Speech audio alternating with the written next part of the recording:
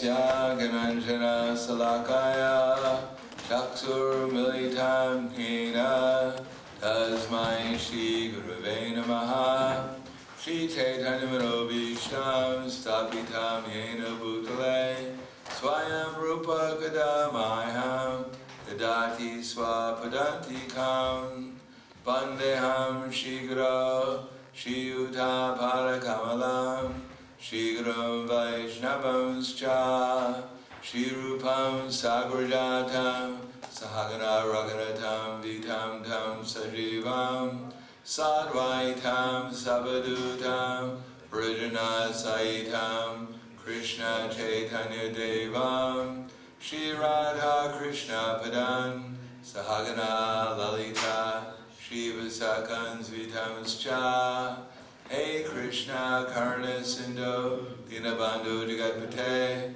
Gopesha Gopika Kanta Radha Kanta Namostute Tapta Kanchana Gaurangi Radhe Vrindavaneshwari Prashubhanu Siddha Devi Pranamami Hari Priye Vanchakapa Tribhyascha Kripa Sindhubhya Vacha Patitanam Bhavanebhyo Vaishnavebhyo Namo Namaha Shri Krishna Chaitanya Pranitinanda Shri Advaita Gadadhar Shivasadi Gaur Bhaktivinoda Hare Krishna Krishna Krishna Hare Hare Hare Rama Rama Rama Hare Hare Om Namo Bhagavate Vasudevaya Om Namo Bhagavate Vasudevaya Om Namo Bhagavate Vasudevaya Om Namo Bhagavate Vasudevaya Om Namo Bhagavate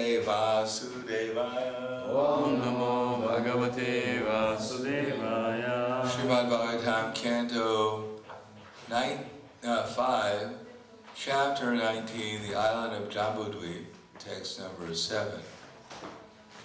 Na janmanu na mahato na svaupagam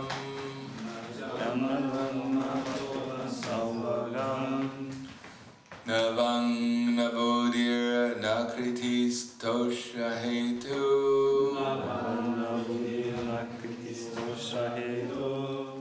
Taryad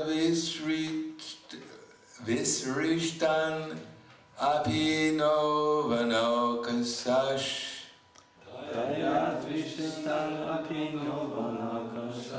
Shakara Sankye Bhuta Lakshmanangraha Angrajaha Shakara Sankye Bhuta Lakshmanangraha Janmanuna Mahato Nasaubagam Janmanuna Mahato Nasaubagam Navang Nabudir Nakritis Tosha Hetu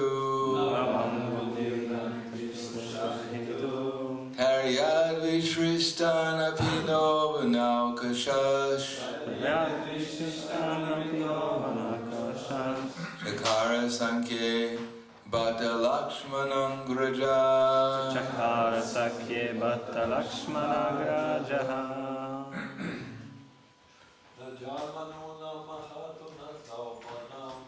Janmanu Namato Savagam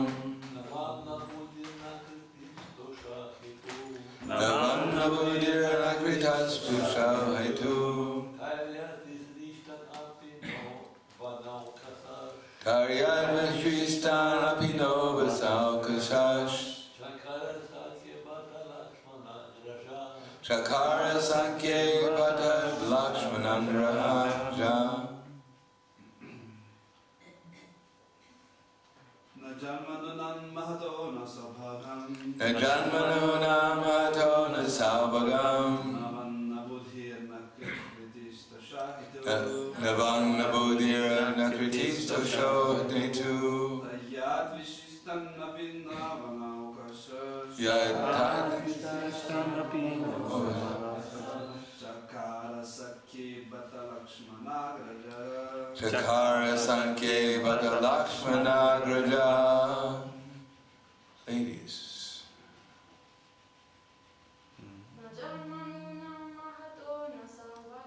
Janmanu Namato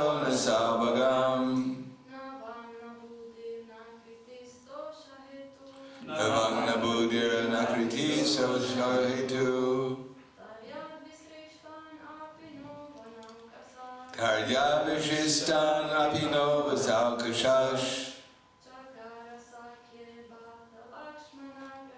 Chakara Sankhe Bata Lakshmana Grajaha Not Janma, birth in a very polished aristocratic family. Nunam, indeed. Mahataha, of the Supreme Personality of Godhead. Na, nor. Salvagam, great fortune. Na, vak, an elegant manner of speaking. Na, nor. Buddhi, sharpness of intelligence. Na, not. Akriti, features of the body. Tosha, hetu, the cause of pleasure to the Lord. Tai, by all those above mentioned qualities. Yat, because. Vishristan, rejected. Api, although. Naha, us. Vana Okasha, the inhabitants of the forest. Shakara, accepted. Sankhya, in friendship. Bata, alas. Lakshana Agraja, Lord Sri Ramachandra, the elder brother of Lakshmana. Translation purport by His Divine Grace, A.C. Bhaktivedanta Swami Srila Prabhupada. One cannot establish a friendship with the Supreme Lord Ramachandra on the basis of material qualities such as one's birth in an aristocratic family, one's personal beauty, one's elegance, one's sharp intelligence, or one's superior race or nation. None of these qualifications is actually a prerequisite for friendship with Lord Sri Ramachandra. Otherwise, how is it possible that although we uncivilized inhabitants of the forest have not taken noble births, although we have no physical beauty, and although we cannot speak like gentlemen, Lord Ramachandra has nevertheless accepted us as friends. Purport. In a prayer to Krishna expressing her feelings, Srimati Kunti Devi called him Akinchana Gochara. The prefix a means not, and kinchana means something of this material world. One may be very proud of his prestigious position, material wealth, beauty, education, so on. But although these are certainly good qualifications in material dealings, they are not necessary for achieving friendship with the Supreme Personality of Godhead. One who possesses all these material qualities is expected to become a devotee. And when he actually does, the qualities are properly utilized. Those who are puffed up by a high birth, wealth, education, and personal beauty, Janmaishvarya, Shruta Shri, unfortunately do not care for developing Krishna consciousness, nor does the Supreme Personality of Godhead care about all these material qualifications. Supreme Lord is achieved by devotion. Bhakti-mam abhijanati. One's devotion and sincere desire to serve the Supreme Personality of Godhead are the only qualifications. Rupa Goswami has also said that the price for achieving God's favor is simply one's sincere eagerness to have it. Loyam ekam mulyam. In the Chaitanya Bhagavat it is said, Kolaveka Sevakera Deka Bhagyasimha Brahma Shiva Kandeyara Dekhiya Mahima Dane Janme Panditye Krishna Nahi Pai Kevala Bhaktira Vasha Chaitanyad Goshani. Behold the great fortune of the devotee Kolavecha. Lord Brahma and Shiva shed tears upon seeing his greatness. One cannot attain Lord Krishna by any amount of wealth, followers, or learning. Sri Chaitanya Mahaprabhu is controlled only by pure devotion. Lord Sri Chaitanya Mahaprabhu had a very sincere devotee whose name was Kolavecha Sridhar, and whose only business was to sell pots made of the skin of banana trees. Whatever income he had, he used 50% for the worship of Mother Ganges, and with the other 50% he provided his necessities. On the whole, he was so poor that he lived in a cottage that had a broken roof with many holes in it. He could not afford brass utensils, and therefore he drank water from an iron pot. Nonetheless, he was a great devotee of Lord Sri Chaitanya Mahaprabhu.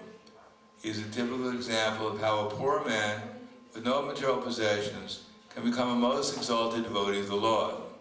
The conclusion is that one cannot obtain shelter at the lotus feet of Lord Krishna or Sri Chaitanya Goshani through material opulence.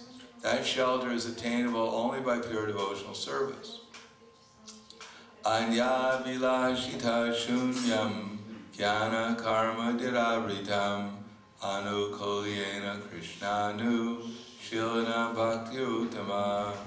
One should render transcendental loving service to the Supreme Lord Krishna favorably, without desire for material profit or gain, through fruitive activities or philosophical speculation. That is called pure devotional service. So the text again. Najanmanuna mahato nasabagam navang nabudir nakritis tosha hetu taryad vishristan apino naukashas chakara sankye bata lakshmana grijaha. One cannot establish a friendship with the Supreme Lord Ramachandra on the basis of material qualities such as one's birth in an aristocratic family, one's personal beauty, one's elegance, one's sharp intelligence, or one's superior race or nation. None of these qualifications is actually a prerequisite for friendship with Lord Sri Ramachandra. Otherwise, how is it possible that although we are uncivilized inhabitants of the forest, are not taking noble births, although we have no physical beauty, and although we cannot speak like gentlemen, Lord Ramachandra is nevertheless accepted as his friends. Namo Vishnu Padaya Krishna Prasthaya Putale Srimate Bhakti Vedanta Swami Namane Namaste Saraswatim Deve Gauravani Pracharane Nirvishesha Srinivadi Paskyatyate Sadarane.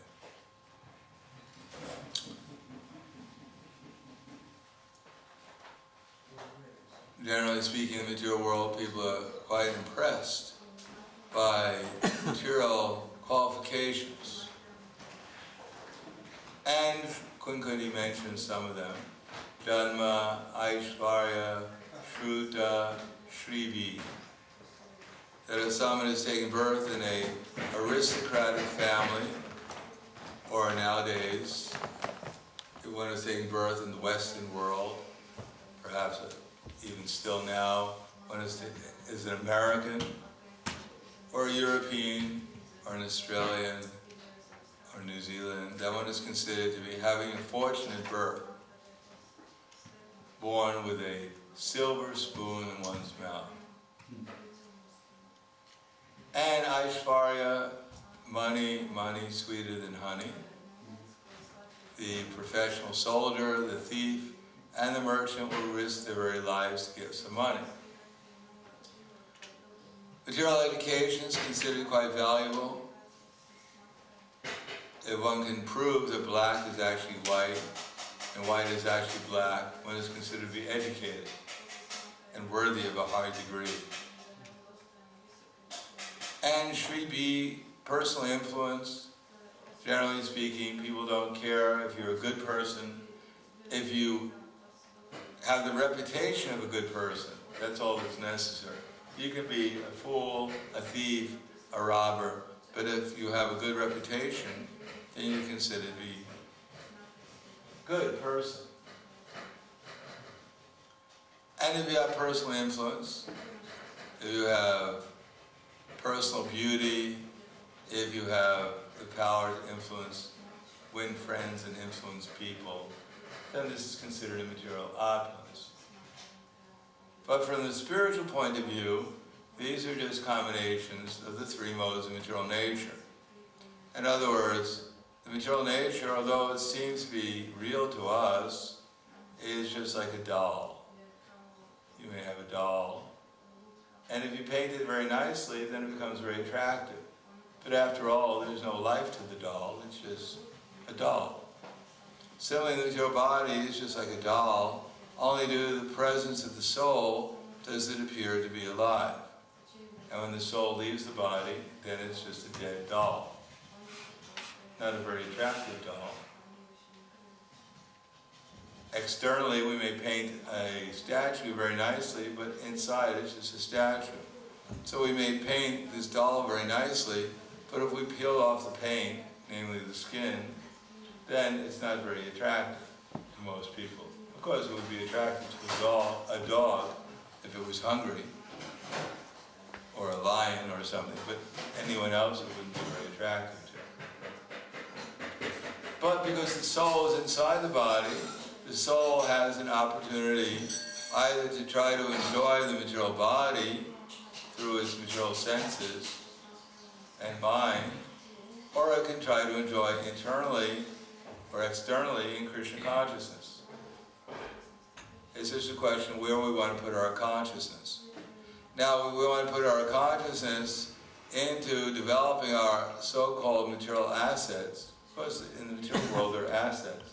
But there's a certain problem with developing material assets in that, number one, there's a question whether they're really assets. If we get wealth, which is considered quite important, how much is it really an asset, or how much is just simply increasing our material conception of life? Queen Kunti said that we're intoxicated by this identification with our gross and subtle material bodies, but actually we're not the body, we're just conscious of it, grossly and subtly. And because we're intoxicated by our material identification, we have to suffer whatever this body goes through. We also have an opportunity to enjoy whatever the body goes through, but how much enjoyment is there in the material body compared to the suffering? When we're hungry, certainly it's satisfying to eat something, but of course there's taste of the food, especially prasadam. There's some taste of the food, but actually the ultimate happiness, generally speaking, is the alleviation of hunger.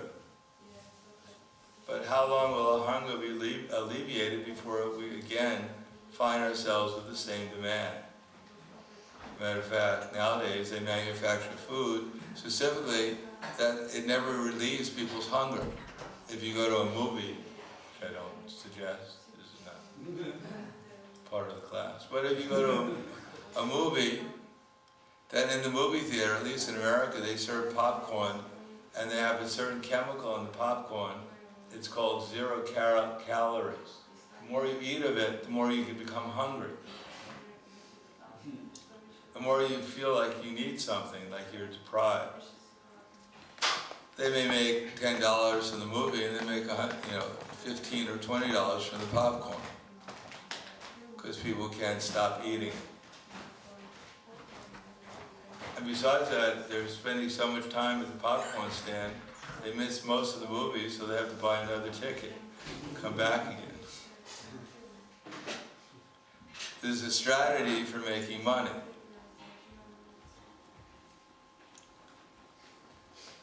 So although we may get some temporary relief from trying to gratify the senses, what Krishna says, they're never satisfied and they burn like fire. It is not that, now I've eaten today and I don't have to eat tomorrow. The senses will say, my dear sir, you've eaten so much yesterday, please take a break for the next week. Of course, if you eat too much, you may not be able to eat until next week. But generally speaking, our mind and our senses don't say, you've served me so nicely, why don't you take a vacation? I won't make any demands on you for the next month. How's that?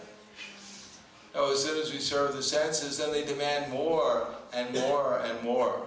If you're at the Sunday feast and you eat one gulab-jamun, does the body say, and the mind say, oh, that was a fantastic gulab-jamun, I feel satisfied.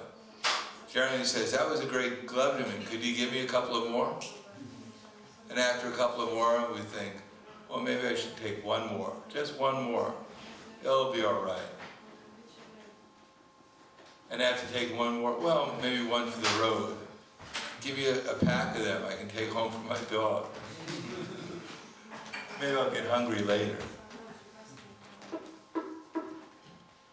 So the material body has incessant demands, they're not satisfied, and we're not really getting the amount of satisfaction we're actually hankering for.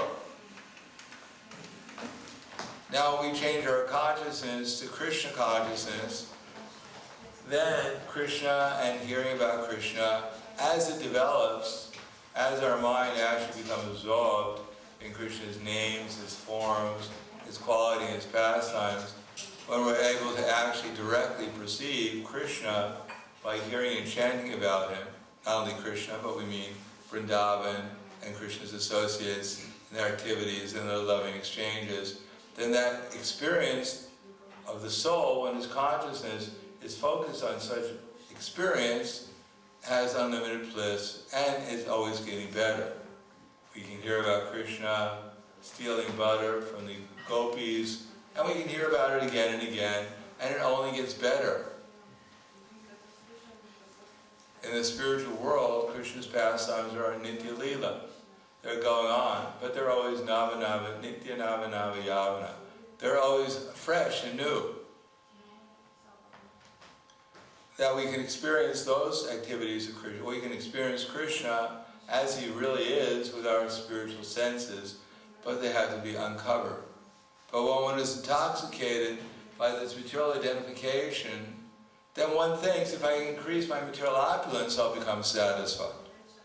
And therefore one works in the material world, instead of trying to hear and chant about Krishna and serve the mission of Chaitanya Mahaprabhu and serve Krishna in the temple, one is endeavoring to expand one's material existence, to acquire more and more material wealth, personal influence, better material position, material education, finding out how to manipulate the material energy in a better way.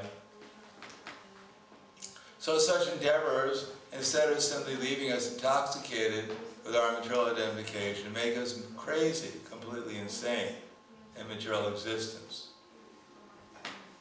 And the result is that as one cultivates these things in material existence, if there is only even a slight mistake in one's execution of duties, what to speak of the fact how people are killing animals, having unlimited varieties of perverted sex, illicit sex, taking innumerable varieties of intoxication, and what to speak of speculating and even really gross gambling. Such activities certainly lead one to the next birth, to a body where there will be no opportunity at all to focus one's consciousness upon Krishna and get out of the material entanglement. Ultimately, we have a relation with Krishna. We may not know we have a relation with Krishna. We may even deny we have a relation with Krishna. We may even try to convince others that there is no Krishna or no relationship with Krishna. But the fact is that without Krishna's mercy, the sun would not rise during the morning, the sun would not set in the evening. There would be no moon giving moonlight. When we ate food, there would be no fire of digestion to digest it. We wouldn't have any remembrance or knowledge or forgetfulness, which are all supplied by the Supreme Personality of Godhead. For the devotee, Krishna helps the devotee remember him and forget about Maya, illusion. And for the non-devotee, Krishna helps the non-devotee forget about himself, Krishna, and only remember illusory conceptions of life. This is all due to Krishna's mercy. So we may deny Krishna, we may not recognize Krishna, we may decry Krishna, but we can't do so without the help of Krishna. And therefore, if we want to come back to another state of existence besides punat punascharvatacharanam, simply eating, sleeping, mating, defending, and trying to believe that if we increase our material existence, material opulence, then our eating, sleeping, mating, defending will improve and bring us to a point of satisfaction, peace, and happiness. If we believe that to become Krishna conscious, then that is the ultimate goal of life. So it doesn't depend upon cultivation of material opulence. As a matter of fact, the time we invest in trying to increase our material opulence often diverts us from becoming Krishna conscious. The typical devotee who promises, I'm leaving the temple, but I'll never forget Krishna, and I'm going to make $1 million for the movement and give it all to Krishna. I know many devotees who said that. I don't remember any devotee who's ever done that. Yes, they've left the temple, they've tried to make $1 million, and the more they made, the more they kept it for themselves. There was never enough. It's like the devotee who goes to Mother Durga, and she said, if you give me a benediction, then I'll give you so much money.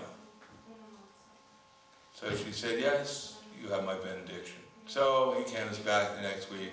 He said, my dear Mother Durga, can you give me a benediction? So he said, well, Durga says, well, you didn't give me the benediction, you didn't give me the money that you promised. Well, I don't have so much money, it's hard to get money. So she said, at least give me a goat. No problem, give me the benediction, I'll get you a goat. So she said, so be it. Gets the benediction, comes back the next week and says, can you give me another benediction? She says, well, where's the goat? Well, goats are very expensive nowadays, it's hard to get a goat. She said, well, at least give me a fly. He said, no problem, give me the benediction. So she gives the benediction. She says, flies, there's everywhere, why don't you catch one?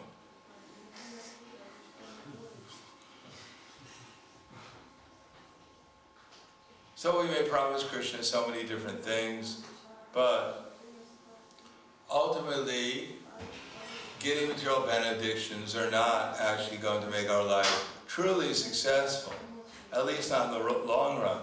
Even when we get a benediction, we may get the whole universe like Brahma, but how long does Brahma live? A mere 311,040 billion years, which probably compares to a flash of lightning in the cosmic sky. What to speak of our lives, which will last for less than 1,000th of a second of Brahma's life. If you get 100 billion euros, people will be happy. But if you only enjoy it for 100 billionth of a second, it has no value. So our life, however long we conceive it to be, compared to eternity, is less than 100th billionth of a second. It's simply going to come and go.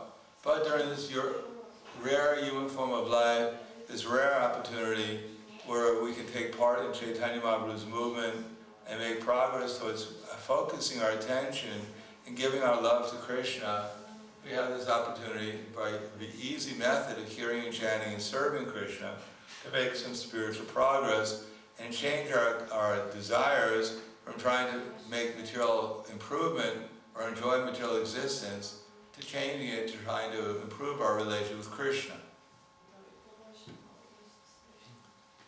And it's a question of developing those intensity of desire. In the Bhagavad Gita, Krishna says, Maya Satyamanat Bharata, actually he says that too, but Maya Veshamano Yemam, Nitya Yukta Upasit, Maya Veshamano Buddhira, Maya Veshamano Bhira, Mayeva Mana Adatsva, Mayi Buddhi Niveshaya, Divashi Shashi Mam Eva Aduravam Nasamshaya. Just fix your mind upon me, the Supreme Personality of Godhead, and offer all your activities to me. Thus you'll live with me always without any doubt.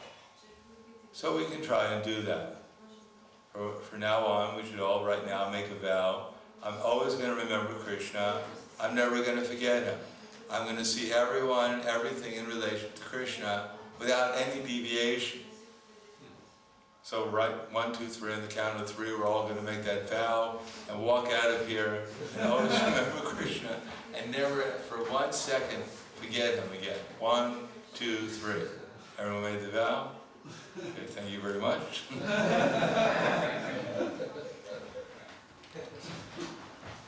So if we can't do that, then Krishna says, Atachitam samadhatum, the sakshno simayi stiram, abhyasena yogena tato mamichantim dhananjaya.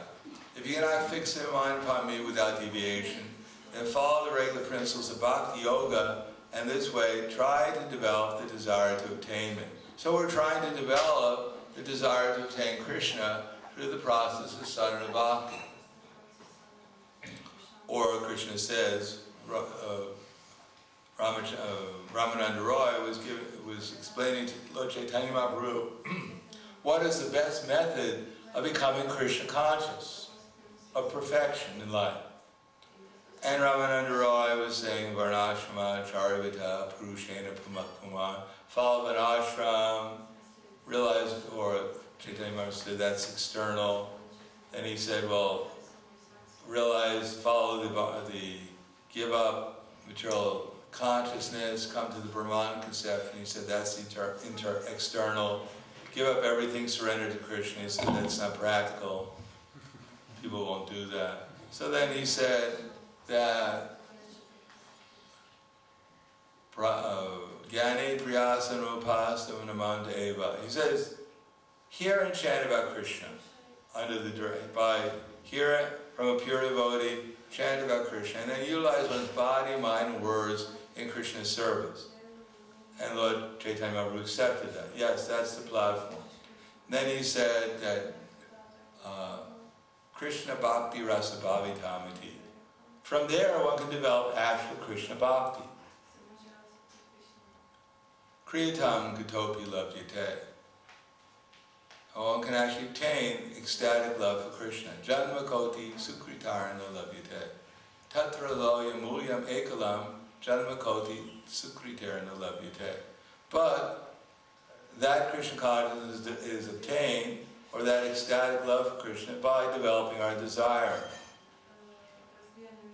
It is not that there's some mechanical process and we hit the right button and somehow or another Krishna pops out. No, we have to develop a desire to obtain Krishna. So that may sometimes mean that we experience some higher pleasure and we become very much enlivened. But sometimes it also may mean we're put into great difficulty and we have to plead or beg for Krishna for his help. So Krishna is manipulating the lives of his devotees in such a way that they're inspired by the higher taste, and they're also inspired by the sufferings of material existence, to take shelter of him. That way, the more we focus our mind upon Krishna and give our love to him, the more we give up this idea that we're going to find some happiness in material existence. Unless we're put into difficulties sometimes, when we actually believe that there is some bright future of material life. When the iPhone 25 comes out, this world will be a paradise. So we have some hope like that. All around us, suffering is going on. Right now in our backyard, probably the red ants are fighting against the black ones. Although it may not make the newspaper, for them it's a deadly war that's going on. What to speak of all the other conflicts and strifes, and what to speak of the poisons that are being injected into the air right now by the chemical factories, polluted water, contaminated food, the misdirected lives of people, their minds being bewildered and agitated by so much news and propaganda and miseducation. Therefore, the conclusion is that we should accept either the suffering or the enlivenment, the inspiration coming from Krishna, as an impetus to develop our desire to obtain Him. And if we develop that desire to obtain Krishna, then Krishna will reveal Himself proportionally to that desire. He doesn't reveal Himself by any other reason. Just end with one story. Prabhupada tells that one thief, he heard somehow or another he was picking pockets at a Bhagavad Saptaha, making his living, stealing from the pilgrims there.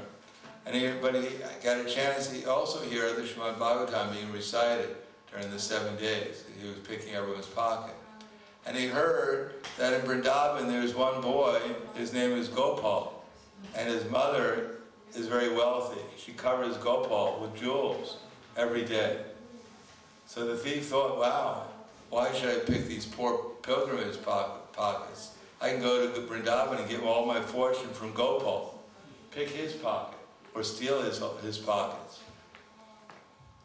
So he was determined, I'm going to find Gopal in Vrindavan.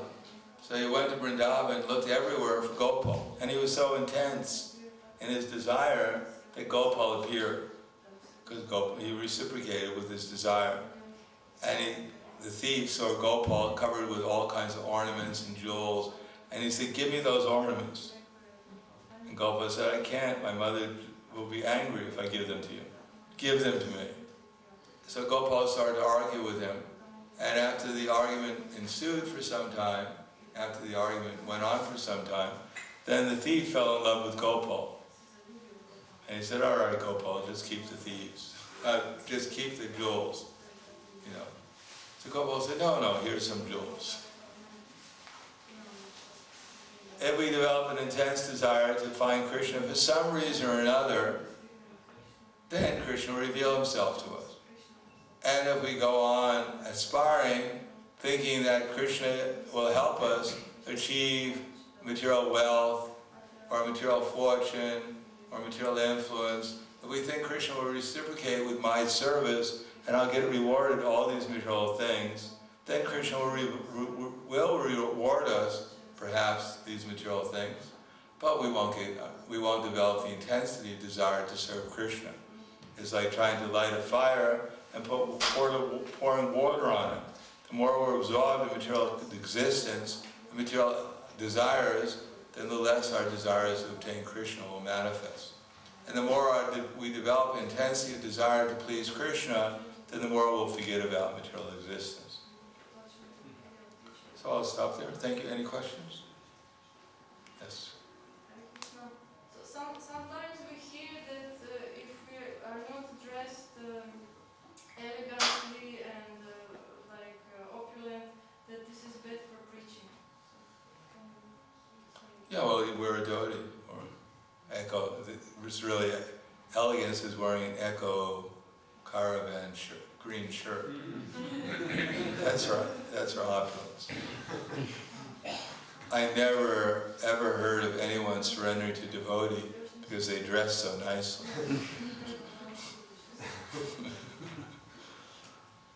Maybe the ladies, if they dress opulent enough, they'll get some men to surrender to them. It's probably not the type of men that you would want to surrender to in the first place. But generally speaking, people are not impressed by the way we're dressed. Of course, if we dress like in rags, people will take notice of us. Maybe we'll get more donations. But we should be clean and neat. But material opulence, dressing with material, we're not trying to impress people with our material opulence. We're trying to impress them by our enthusiasm and our devotion to the holy name of Krishna.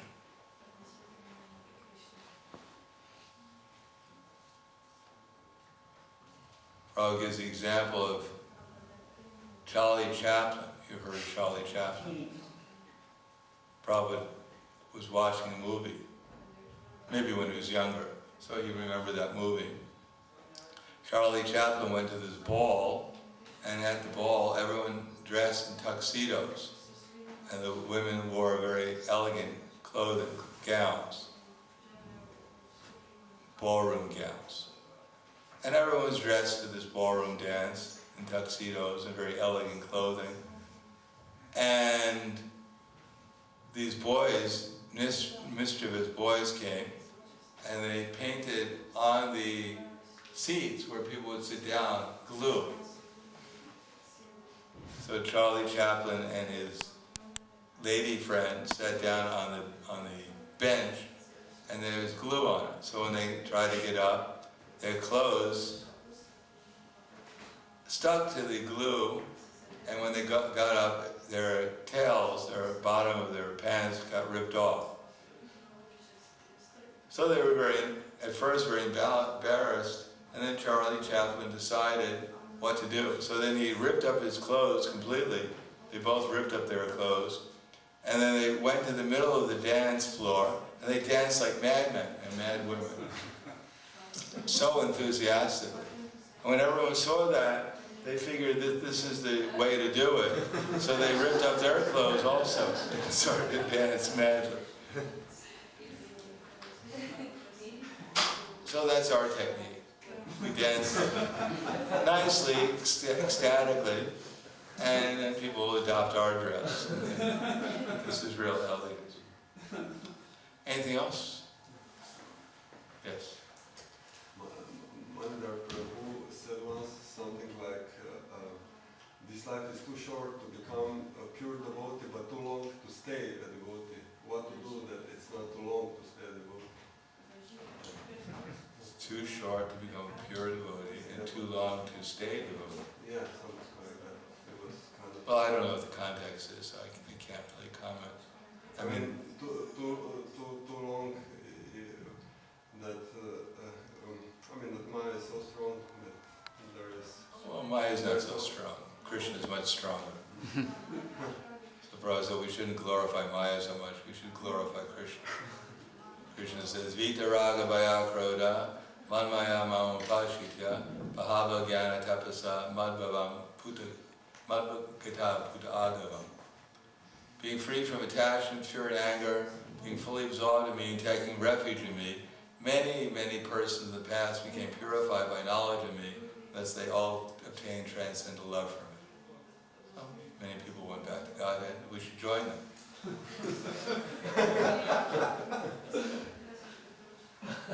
Thank you very much. Grantaraj Srimad Bhagavatam Ki Jai. Prabhupada Ki Jai.